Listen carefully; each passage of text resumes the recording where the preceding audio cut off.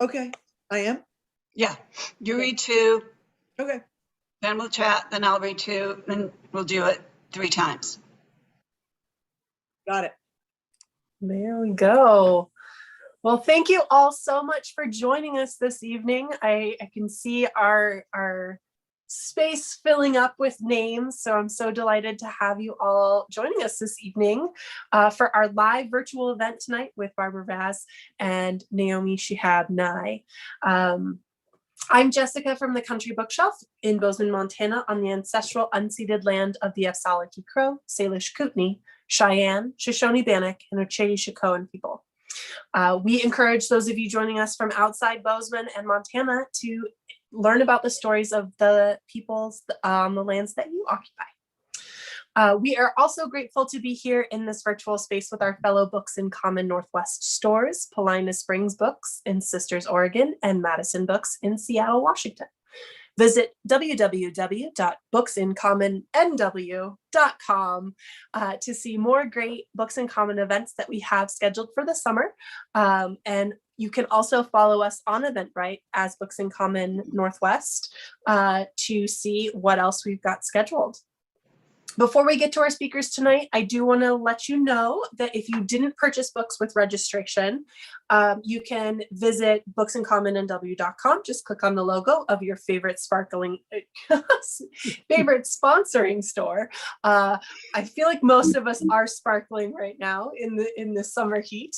But just click on the logo of your favorite sponsoring store and you can order all of our authors' books. If you have questions for our panelists as we go throughout the evening, you can submit those throughout the evening. Just click on the Q&A button at the bottom of your screen, or you can drop them in the chat. I'll be watching both spots. Hopefully we can get to as many of you as time allows. If you do run into any tech issues along the way, we do recommend exiting and re-entering the webinar.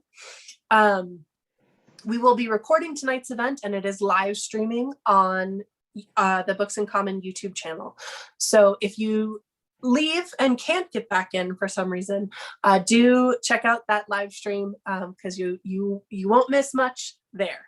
So I do also want to remind everyone that this is a shared creative space that we want to remain safe for everyone that's joined us this evening. So offensive or inappropriate comments will see the user dismissed from the space.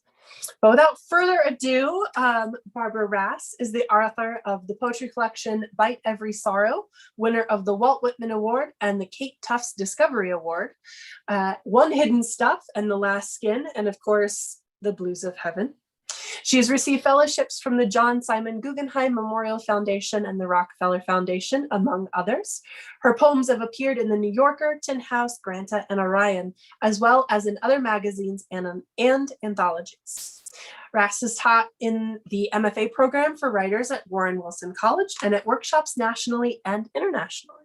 She lives in San Antonio and is the founding director emerita of the Trinity University.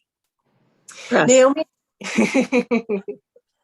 Naomi Shihab Nye describes herself as a wandering poet. She has spent more than 40 years traveling the country and the world to lead writing workshops and inspiring students of all ages. Naomi is the author and or editor of more than 30 volumes. Her books of poetry for adults and children include 19 Varieties of Gazelle, Poems of the Middle East, which was a finalist for the National Book Award, Amaze Me, Poems for Girls, You and Yours, a best-selling poetry book of 2006, Voices in the Air, Poems for Listeners, among others. She'll be sharing Everything Comes Next, which is her new collection. Tonight, she's also edited 9 poetry anthologies. She recently wrote Castaway, Poems for Our Time, which was one of the Washington Post's best children's books of 2020. Her new book, Everything Comes Next, Collected and New Poems. Her new book is Everything Comes Next and Collected New Poems. Nye is a professor of creative writing poetry at Texas State University. So without further ado, Naomi, Barbara, please take it away. Thank you so much, Jessica and Barbara. Thank you for inviting me to be with you tonight. I'm so excited that we're in San Antonio, Texas, together, not that far apart, maybe, I mean, not together in the same house, but in the same city, maybe 2 miles apart. And yet we are streaming through Bozeman, Montana, a place I've never been, but I've been looking at pictures of Bozeman all evening. It's so beautiful, so extraordinary there. I hope to see it someday. So thank you, Jessica and the Country Bookshelf, for welcoming us. We're thrilled to be here. I am a big fan of Barbara's new book as well as her previous books. So it's an honor to be with her anywhere. And as a graduate of Trinity University, I'm kind of thrilled to learn, Barbara, that you founded the university too, as well as the press. I mean, I can imagine that. I love Oh, that. right. That's beautiful.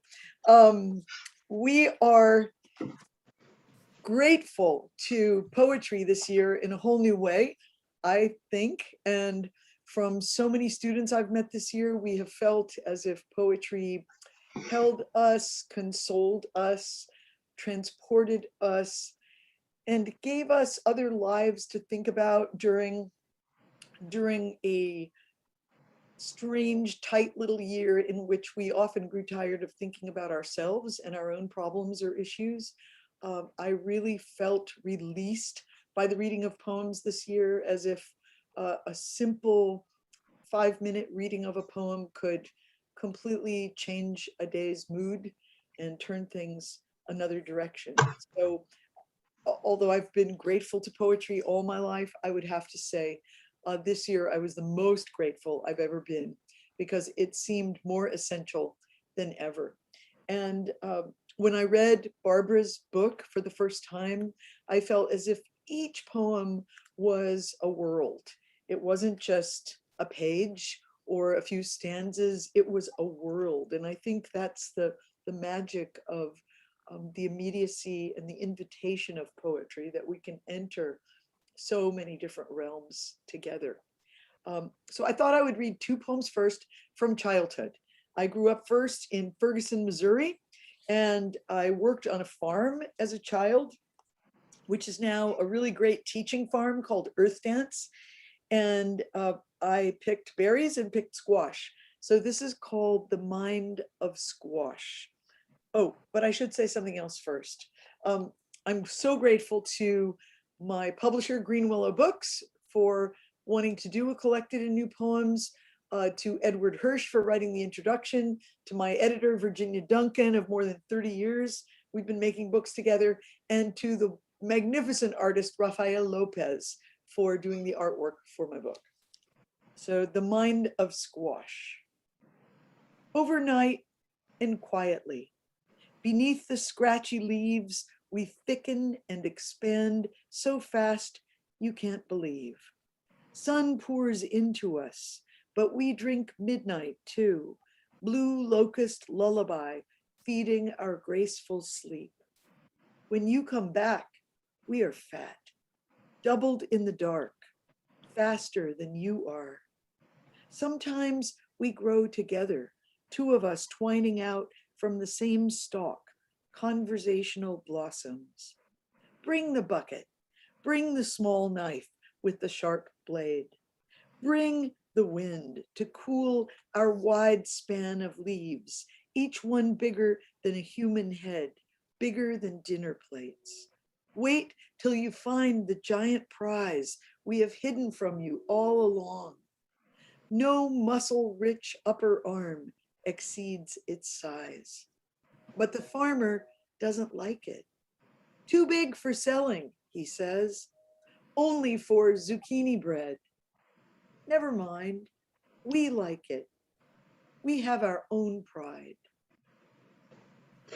I have very vivid memories of picking and thinking about poems at the same time. And so it seemed possible to me, even as a 12-year-old, like to go inside of the squash and imagine what they were thinking as they waited for us or hid from us. And the other poem was for a girl in our neighborhood and her family. And I don't know, I still like this poem, even though it's so incidental and strange and tiny, really. I just, it puts me in a better mood to think about it. Cat plate. That's what we used to do in our house, says Lydia, when we were mad at our dad We served him on the cat plate. He didn't know, since he never fed the cat. It made us laugh secretly in the kitchen. The plate had a crack, so saliva had stuck in there. It gave us a little buzz.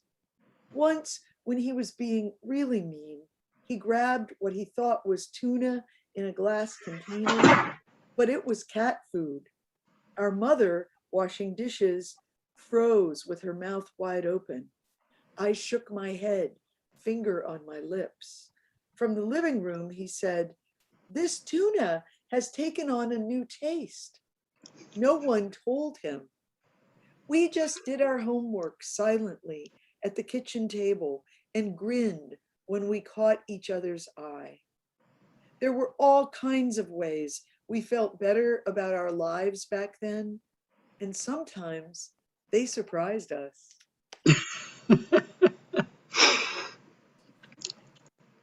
Naomi, those poems are so incredibly ingenious, and they're also typical in so many ways of how you notice things. And I was really struck by so many of the brilliant things that the wonderful Edward Hirsch said about you in his wonderful introduction. But one of the things in particular that jumped out at me was this comment. For example, Naomi answers a typical question about how she became a writer with a little poem that takes aim at those two cliched figures, from one of our first children's books, those dumbbells, Dick and Jane. And then this is a quote from you. Possibly I began writing as a refuge from our insulting first grade textbook. Come, Jane, look. Look, Dick, look. Were there ever duller people in the world? You had to tell them to look at things. Why weren't they looking at things to begin with?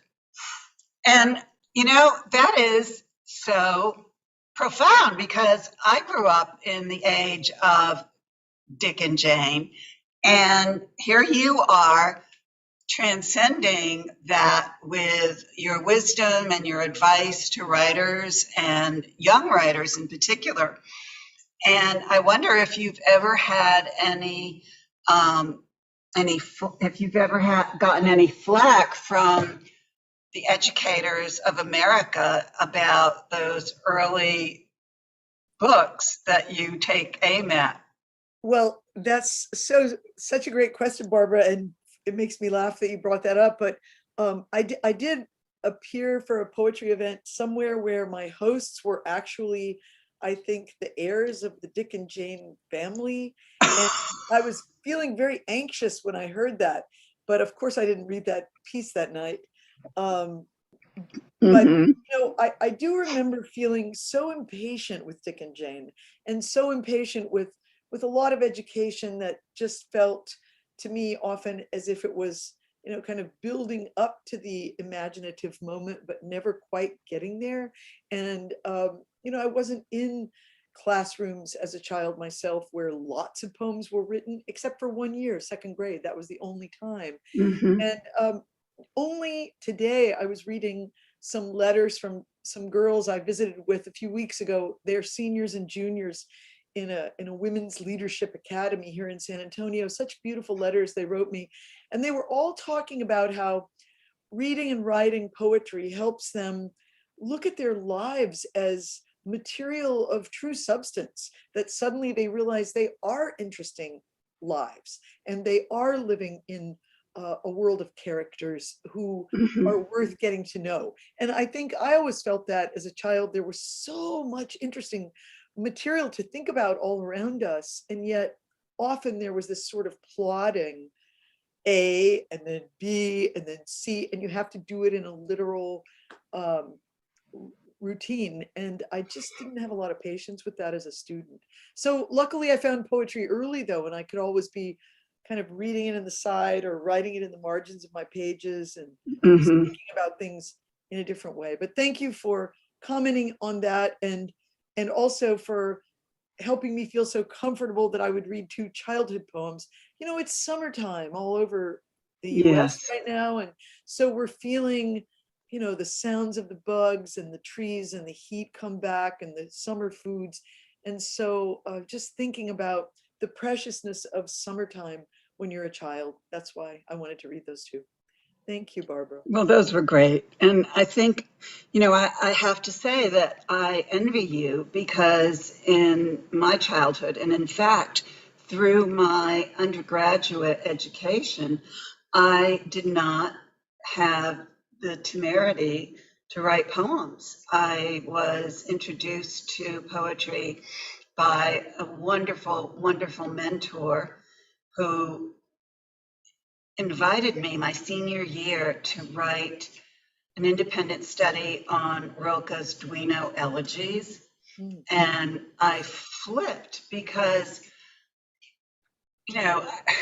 first of all, no one had ever suggested to me that I should do something ambitious.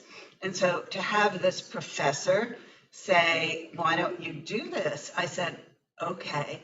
And of course, I knew that I was diving into the deep end of the pool and that I would be swimming and, over my head, and I would be trying to figure out what on earth Rilke was talking about. Every angel is terrifying and beauty is nothing but the beginning of terror. I mean, who knows what any of that means? So I congratulate you and I salute you for having those wonderful early experiences that have obviously served you well. And I think despite coming later to poetry, I think I had some good people who were at my back. And Well, and then you became one of the great encouragers of so many other writers. I mean, very few people have done what you did to bring so many books into the world, all kinds of books, and be a poet themselves, as you've been.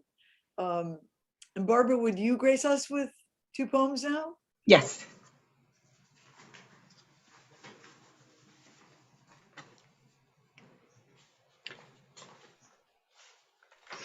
Salad days. I'd like to gloss this because some people may know of salad days as a phrase that refers to the innocence and exuberance of youth, but the fact is that it first appeared in Shakespeare's Antony and Cleopatra, which is why Shakespeare appears in the poem. Salad days. How easy, then, the fun house at Lincoln Park, before it grew into a field of weeds. You could buy 5 tickets for $1 from a blank face in a booth and enter the dark with your brother to be scared by tilting floors, phony doors, corpses bursting out of coffins. And once out into blue sky, run breathless to your mother and father, happy. You could have called them salad days, but why would you? No one in your family had read Shakespeare, so you bought French fries, doused them with malt vinegar, the 4 of you competing for your share of potatoes, improved by salt and grease, and nothing in those early evenings, free of care, could have prepared you to be the last one left, the one with grief to spare. Oh. So this book is dedicated to the memory of my brother who died way too early. And here's another poem that evokes the feeling of being a person left to deal with grief. There's a reference here to the Widow's Walk. I grew up in New Bedford, Massachusetts on the coast, and many houses, including the house I grew up in, had a Widow's Walk, which was a small building, almost like a hat on top of the house, and it was enclosed. Some Widow's Walks were just porches with fences, but ours was like a room at the top of the house. And as a child, it was a place I haunted quite often. Survival strategies. To dig for quahogs, to feel their edges like smiles, and pull against their suck to toss them in a bucket.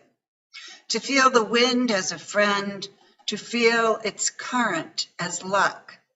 To ignore Capricorn and Cancer, presuming to slice the globe. To know the lies in names can never hurt you. To be a gull breezing the blue, eating nothing but clouds. To measure your ties to the past by the strength of cobwebs. To haunt the Widow's Walk, its 12 narrow windows, each the size of a child's coffin. To watch the harbor where the Acushnet runs into Buzzards Bay before it was named a Superfund site full of PCBs. To wonder if that water you swam summer after aimless summer could get you the way something got your brother too fast, too soon. To bury or burn the whole family you were born to and talk to them only through the smoke of letters you torch at their grave. To see a snake with a ladybug on its back and still refuse to pray. Ah, Barbara, these poems are so captivating. They're so tangible, palpable, visceral, evocative, so many things in them, so luscious. I want you to know your fans are writing in the sidebar here, beautiful things. And I feel as if your poems have that, they remind me of like when you're a child and you think you can make a potion and mix things together and create a magical transporting elixir. I do feel that in your poems so much. And even a phrase like blank faces in a booth. There's just something about how you create the scene, the mood, the tone. It's so caring, so delicate, so tactile. How do you do that, Barbara? I don't know, but I actually have a follow-up question because how I do it is really from starting with emotion. I mean, obviously we all start somewhere, but then emotion propels the poem for me. And one of the questions I have for you as a teacher, you know, the notes at the end of your book are so simple but profound in telling people what to do in terms of begin with particulars and then open up to spaciousness. And you give examples, and I think that if someone read nothing else but the notes to how to write at the back of your book, they could become a stellar poet. Well, but one of the things I wonder about teaching, particularly younger people, is how to bring vulnerability and emotion to the page. And I think that is really challenging because so many young writers are writing about heartbreak, but they don't know how to let their broken hearts get onto the page. So how have you experienced that in the classroom? Well, I think what you just said about trying to be aware of the particulars, and, I feel in your poems, this like compass going out to so many different points of possibility, so many metaphors, so many images, just becoming aware of the richness of the particulars which um, surround us during every emotional moment of our lives, and being able to describe a moment as if it's happening, not as if it's this thing that happened way back where. Like in the first poem you read, I really felt like we were all with you and your brother, going to this place and being there. And so carrying people along in your particulars. Um, I'm curious, when you write, if you write these poems much larger and then cut them back, because they feel so paired, so accurate somehow. I do. And I write on the page and I revise endlessly. And I'm a very slow writer. So I write, and I often write I overwrite and then I cut back. That's a great practice, don't you think? Yes, I think Yes, so. I think people should welcome that abundance, because then you have something to work with. Whereas if you're Exactly. trying to be too precise from the outset, it doesn't work out as well. Well, the lushness which you uh, manifest is so compelling to a reader, to a listener. You like to go away sometimes to write, don't you? I mean, in the old days when we went away a lot, you like to do Yeah, that, right? I did because did not have the I didn't have the luxury of time since working as a book publisher. My job was 50 to 60 hours a week, 50 weeks a year. And when I was younger, I had the second shift, after my daughter would go to bed and I would go to my study. But as I got older, the second shift kind of disappeared a little bit because I would get home at 6:30 or 7 o'clock and I would eat dinner and that was it. There was no second shift. So going away to a writer's retreat was always a blessing. And I thank a lot of people in my acknowledgments for giving me the absolute bounty of having time and space. So now you read. Well, your book is a great tribute to your brother, by the way. What a tribute. Thank you. It's Thank you. really so loving, so caring. I'll read two poems relating to the Middle East. The second one you asked me to read. The first one is called Amir and Anna, and it has a quote from Dr. Cairo Arafat in the West Bank. It's unbelievable, this cycle of violence, and how neither party realizes they're both losing. Amir can't sleep. He dives under his bed. Anna is afraid of everything. Parked cars, moving buses. Anna is afraid of toast. Their names begin with A, contain the same number of letters. They live 1 mile apart. No one has given them what they deserve. Around both their houses, all the Arab and Jewish houses, red poppies sleep beneath dirt and stones. What do they know? In March, green spokes with fluttering heads rise and rise on every side. Of course, it was children who suffered the worst tragedies during this past month of May, the nightmare um, of savage violence and disaster. And it seems so unfair that 69 children would have to forfeit their lives because adults weren't able to figure out something better they might do together. The other poem comes from a visit with the great Israeli poet Yehuda Amichai in Jerusalem years ago. Double peace. Not for him and his people alone, but for all who loved that rocky land. Everybody, everybody, sing it. Not chosen and unchosen, but everybody chosen. Sing it. All families living under tiled rooftops or flat roofs with strung clotheslines, t-shirts, bed sheets, flags of surrender. I show you my cloth.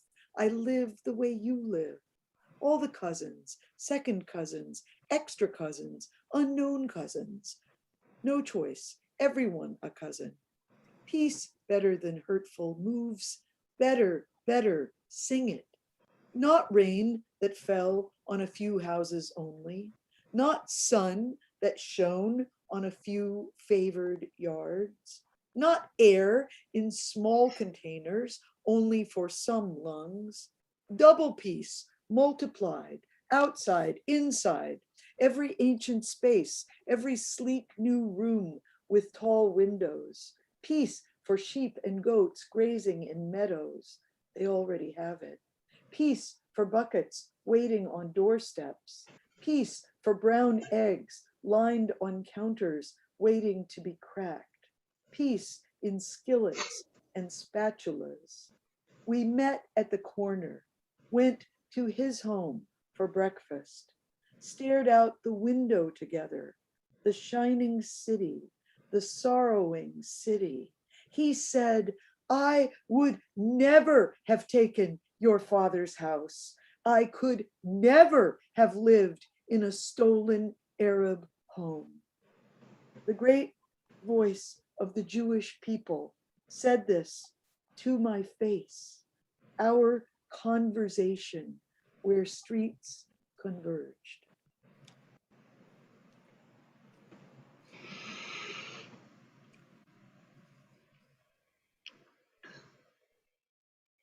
I think that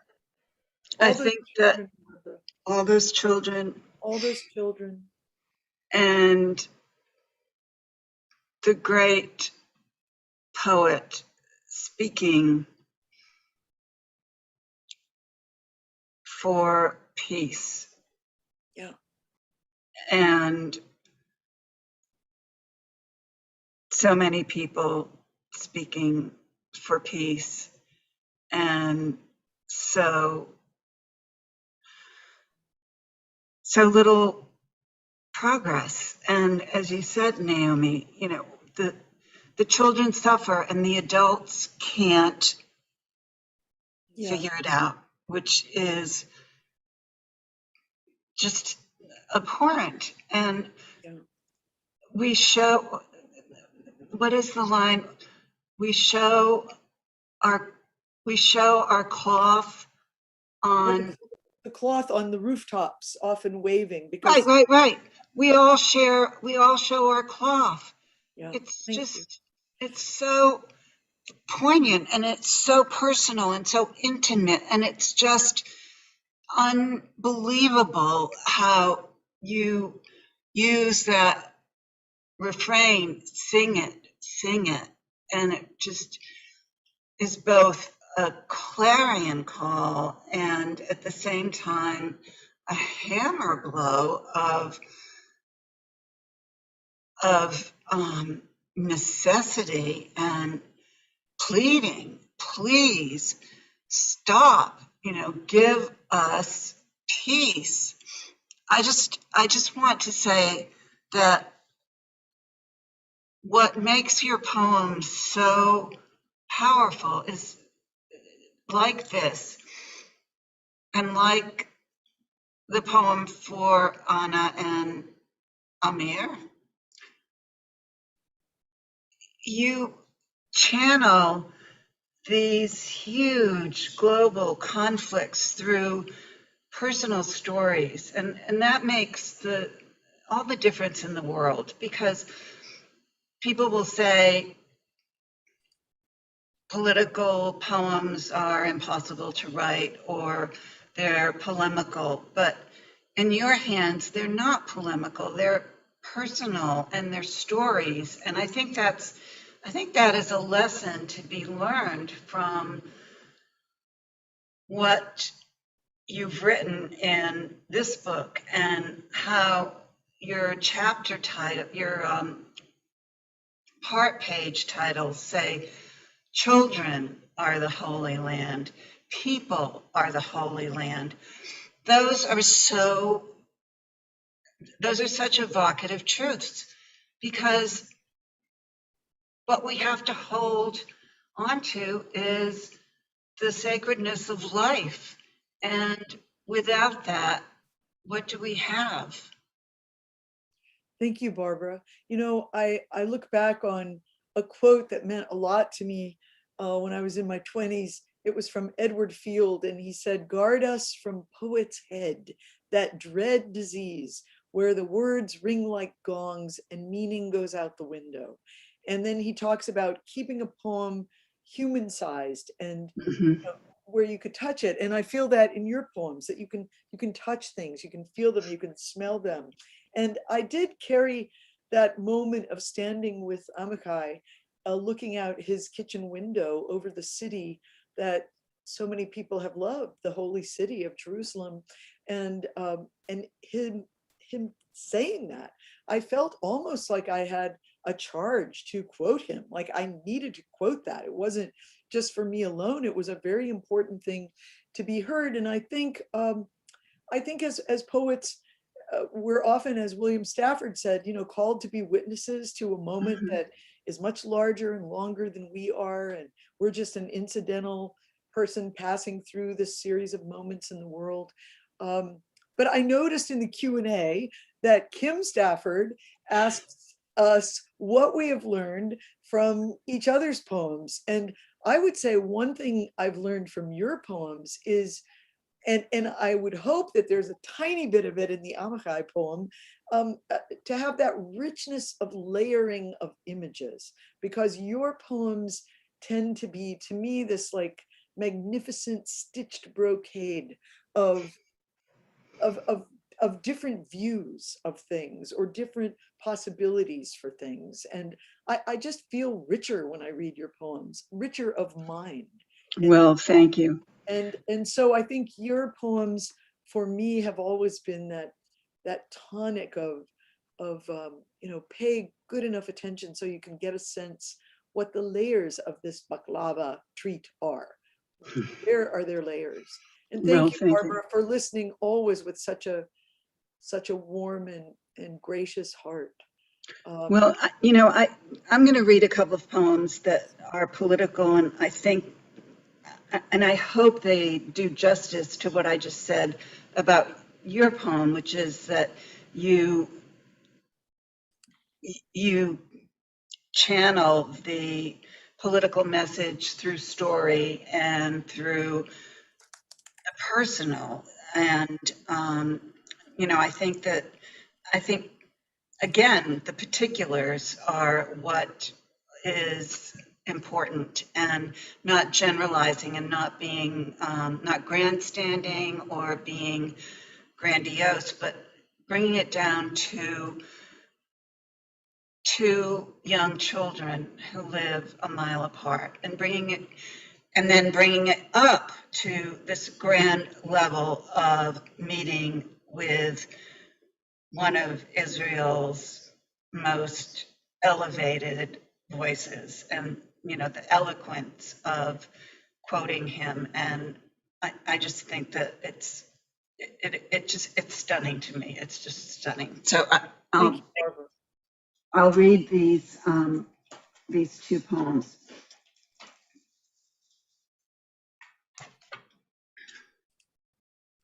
Flags. For some reason, we chose an island off Italy to bring a typewriter for repair. And meanwhile, Chianti and lounging on the balcony, pondering if Kafka had in fact invented the hard hat, and who came up with the idea of hotel maids folding toilet paper into triangles, pointless points. Imagine the cumulative moments the worldwide spent thus, instead of indulging in a decent foot soak, thinking perhaps about a grandmother in the village, her mother's mother, who greets her by taking both her hands and rubbing them long enough to wring out hundreds of secrets. Never forget the names of our breads, she will say, and together they'll sit, staring at the horizon. One thing we have in common, seeing as we too are looking out at it now, the horizon, holding up the entire sky, all day pulling down the sun, that golden child reluctant to go to bed, and when there is wind, sending rolls of whipped cream to our shores. But forget flags. The horizon refuses flags. None of that vain flappery, whether the saltire of Scotland, the eagles of Albania, the wounded sheet of Latvia, flags flown in theaters, colonies, operations, flags carried in the Children's Crusade, rags, no doubt, flags for genocide after genocide after genocide. We find it humanly possible to abide. Mm.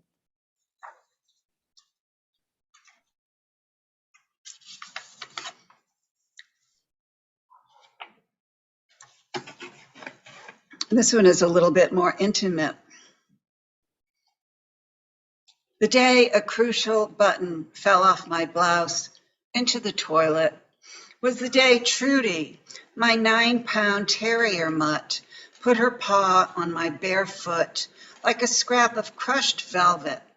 And though I wanted to send thoughts of gratitude into her little dog brain, all I could do was envy her for not having to wear clothes or get her mental panties in a wad trying to figure out what the Nepali poet meant by Westerners love Rilke because he approaches the pre-literate.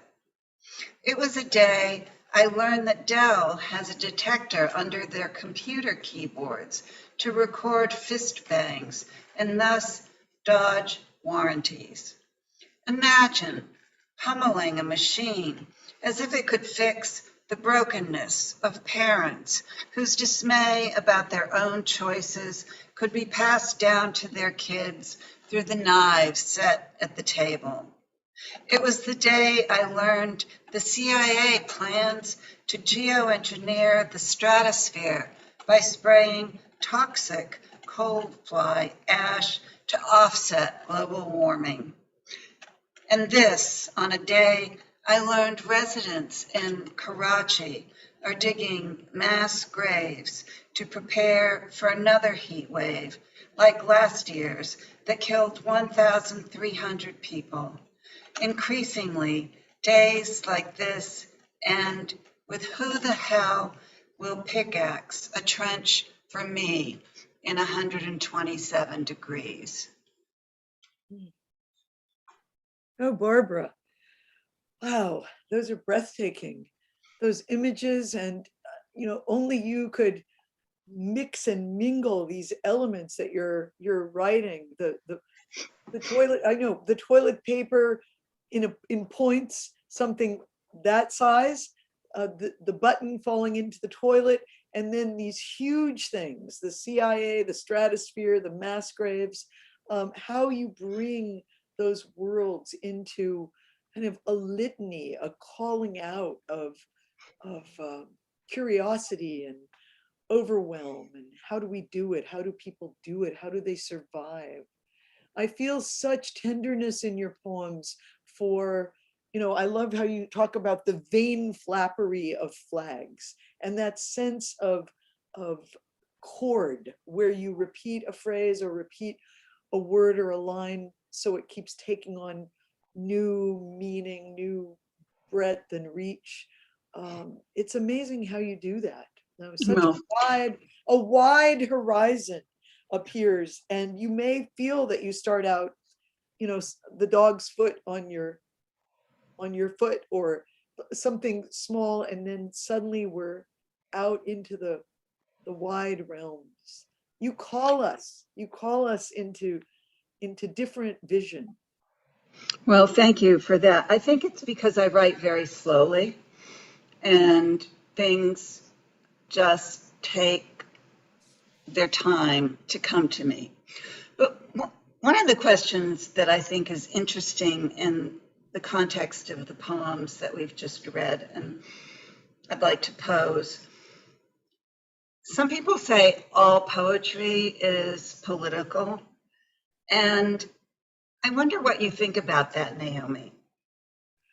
Well, some people also say all poems are love poems. I mean, people say all kinds of all this, all that, all food is something, I don't know. I mean, I think that to speak from using a human voice, we forget that that is a political act in the sense that we're being allowed to be free enough to speak our perspectives or tell our stories. So that is political. But I don't know. I mean, being alive is political. Recognizing one another as human beings worth listening to, is that political? It could be. It could be that. Yeah. When I was thinking about that. No, I felt those two poems of yours were political in most interesting and intricate ways. Well, thank you. Yeah, I mean, they were pulling us in from all different directions and pointing things out in sort of an indirect, marvelous way. I love your power of indirection sometimes that takes us right to the heart of what we need to think about. I did notice the time, and I wonder if we should see if anyone has a question from our nice gathered group here. Oh, I see one from Carrie, our friend Carrie, who asks when we know our poems are finished. There's nothing more to add or subtract. I actually wrote a whole poem about that, Carrie. I'm happy to read it to you sometime. How do you know when a poem is finished? What about you, Barbara? I think that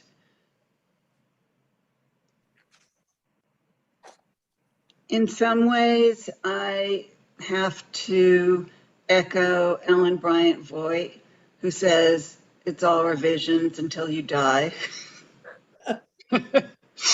So, this book is, 4 months old, 3 months old, and I'm still revising on the page and reading. And if someone were following along from a book that they purchased, they would hear a different version from what's on the page, because I've already revised some of the poems. So I think that's great. I think it's good to do that. And actually, I read this fantastic interview, or maybe it was a prose piece by Zadie Smith, and she said, all the novelists are in the green room and they're frantically revising their passages that they're going to go out and read. And she said, if you look at the pages of their published book, all of them have this massive amount of scribbling on them. And I thought, okay, if Zadie Smith can do it, then I figure it's okay for me to keep revising. Well, wonderful? Galway Cannell used to revise backstage before he went out to the podium. He'd have a copy of his poem and he'd be marking it all up. And he said, well, I'm just not in the mood to read it the way it was, or that other stanza, or that part of it. I'm not in that mood tonight. And it seemed to make perfect sense when he read it. It was rich, it was full, it was perfect for the moment.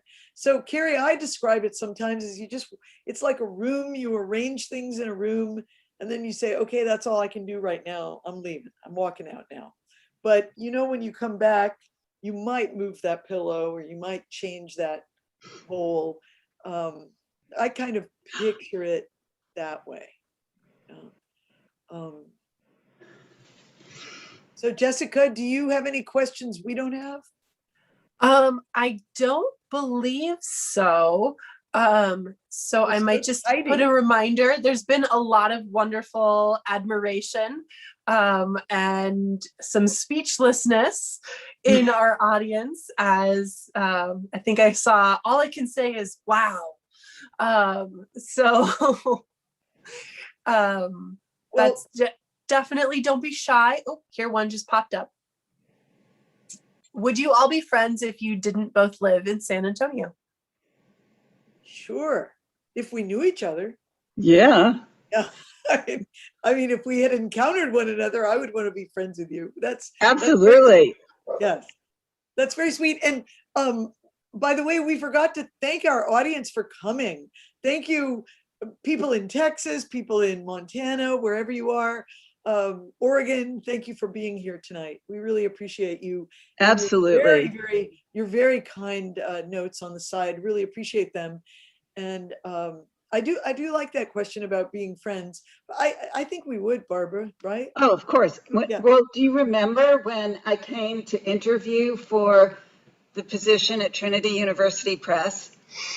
And Charm Miller wisely arranged for me to meet you. And I was thrilled because I thought, here I get to meet someone that I've been a fan of for so many years. And we had that great breakfast at the Westin. And I immediately felt like, oh my God, this person was a sister in my previous life. Well, I really wanted you to move here right after I met you. So I think that it was very good luck that we got to meet at that moment. Yeah. And yeah, thank you for remembering that. So Zoe has asked us, what are some of our favorite ways beyond the page or the stage that we've seen writing overlap with activism, either our own or projects that inspire you? Well, I could just throw out a few things, like all of the art and writing projects coming out of Gaza. I urge people to look up wearenotnumbers.com and groups where people are telling their stories. Like We Are Not Numbers has made some films about what life is like in Gaza, and just using art to show what's happening in the world. Those are very compelling. And wherever we are, I think people are trying to tell more and more stories about different realms that we're in. What do you think, Barbara? I think that it's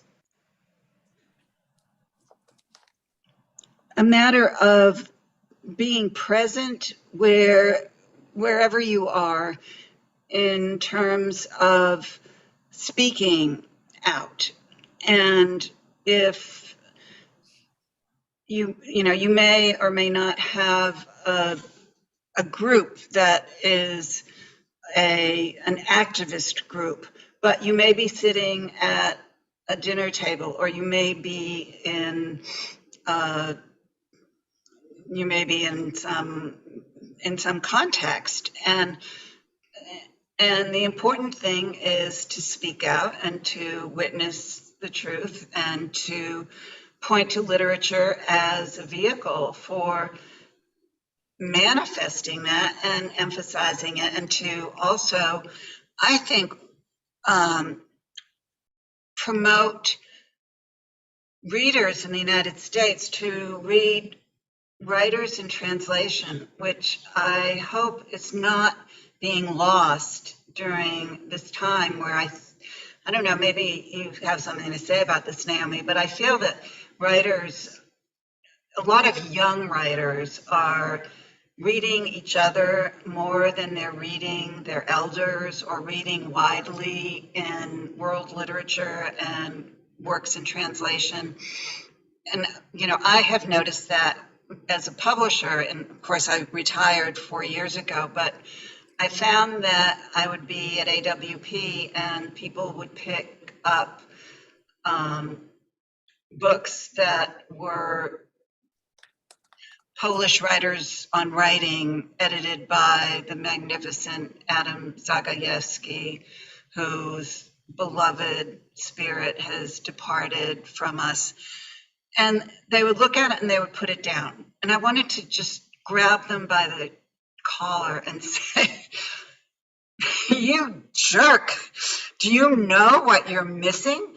Do you not have any curiosity about this, writers who lived through Nazism and then through communism and are now coming out of it and trying to survive? Read these things. This is essential, important reading. So I don't know. This is Well, that's a very something. important call for everybody to keep learning more about whole worlds of voices that we haven't spent enough time with. If you don't know any writers from a certain country, that's possibly an indication you should pick up that book twice over. I do want to mention projects too, like the Telling Room out of Maine, which has made books and films of young immigrant writers, so powerful, really connecting youth in Maine and all the different backgrounds of people, or projects like Pongo out of Seattle, which works with young people in all kinds of different situations. I'd say it's a very strong mental health initiative to help stabilize people through writing and feel the power of possibility through language. So all these different activism initiatives in all these different realms, we all thank them. All writers thank them for just giving us more courage. And yeah, and Barbara, all the work you did with translation and writers, thank you for that. You Well, brought you're welcome, so but many writers in front of so many readers.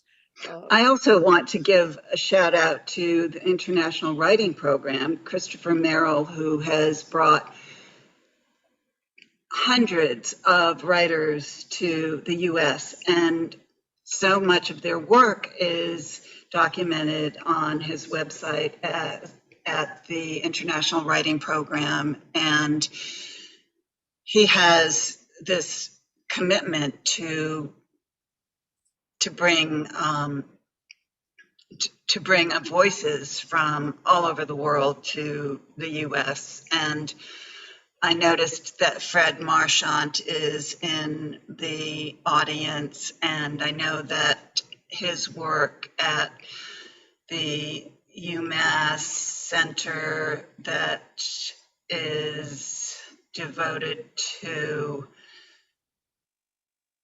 sharing. Justice, sharing, nonviolence. Yeah. Right. Yeah. And I wish I could remember the name of it, but Fred, if you can put a note in the chat about your work there, which has been enormously important in spreading the word.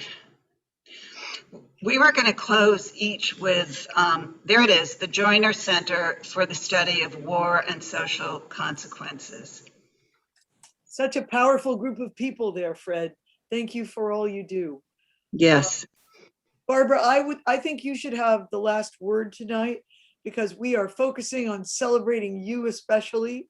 And will read a poem from my book, Everything Comes Next, and then you will close us out. And thank you all so much for coming. And thanks again to Country Bookshelf and Jessica and everybody there for hosting us.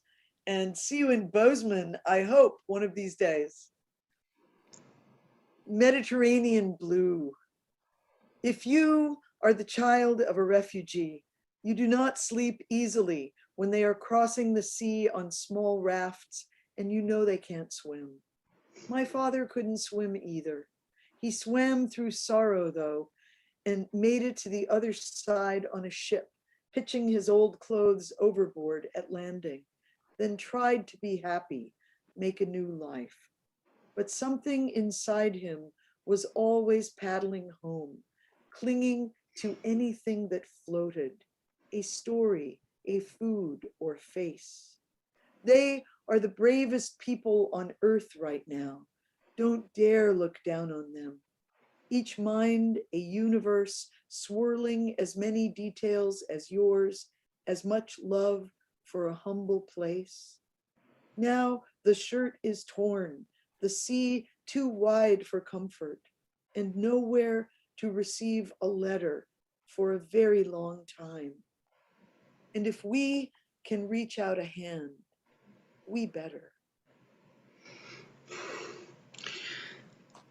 Naomi, I don't know how I can follow that. That is one of the most moving poems, and that Aziz, your father, is woven into it, gives me a lift of joy. Thank you, Barbara, for your heartfelt responses to poems, and to everyone tonight. We all appreciate you and treasure you so much. Well, I echo those feelings, and I want to say that I'm very grateful to all in the audience who came and their wonderful responses, and to Jessica and the collaboration between the Bozeman bookstore and your other people. So thank you for bringing this wonderful event to the participants, and for making it possible for me and Naomi to share what we love to share most, which is poetry and love. So I send love out to all of you, and especially a big kiss on each cheek for Naomi. In this poem, Tethers, at the end, there's a reference to oud music. And I want to say that the oud is an instrument, a stringed instrument like a lute, or I think a lute says it. And it's primarily used in the Arab world. So it's O-U-D, oud. Tethers. God, we need rain and white flowers, petals mimicking teeth and eggshells. And don't forget the christening gown. Though lapsed, I still respond to holy water. All the fingers before me, all the fingers to come, a balm soothing like ancient rain. I'm still blown away that we walk on a blue ball, spinning at 1,000 miles per hour, and a foot wedded to gravity keeps us from a fling out of this world. Once in a Moroccan market, I watched a man and his donkey deliver bread to a stall. And after one round flat loaf fell on the dusty cobblestones, he picked it up, brushed it off, and kissed it. I'd have eaten that bread, hugged the donkey, danced with the kissing man, one hand in the air, waving the way an olive branch waves in a slow wind, the vibrations of oud music carrying us in a circle, tying us in a small knot of humanity.